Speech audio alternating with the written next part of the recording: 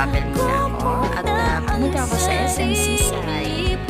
Nag-malling muna ako. Then, ayun, yung friends ko, konting NCR, pinamuhaan, Cebu. Sa province siya, pero maganda, masaya. Yun. Tapos, picture. Marami pa akong gustong puntahan sa Cebu. Ayun, medyo nalungkot lang ako ng konti, kaya pinapasaya ko lang yung sarili ko. So, yun. Tapos pumunta rin kami sa 10,000 Roses sa Cordova. Cebu rin yun. Cebu. So, yun. Wala lang. Masaya. At syempre, pumunta rin po kami sa Simala Church. Marami pa. Abangan.